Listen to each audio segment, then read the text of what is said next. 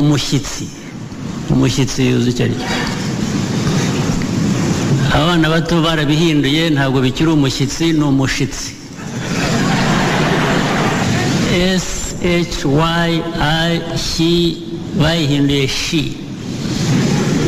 Iyo ubikoze utyo kenshi no ku yandi magambo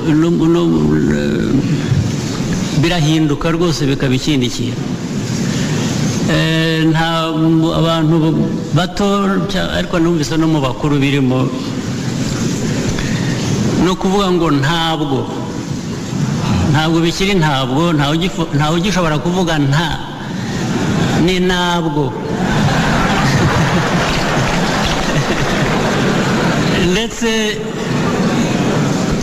ndetse n'ababishoboye babigize akantu kavugika neza, ntibagishaka kuvuga ntabwo, bita ntabwo ivugitse neza, ni akantu ugasanga.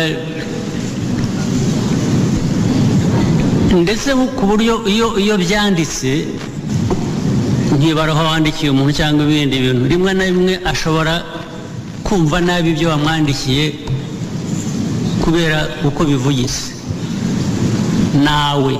nawe bivuze iki? Iyo ubisoma ni ukuvuga ngo nawe niko bivuga. So biba byahindutse rero.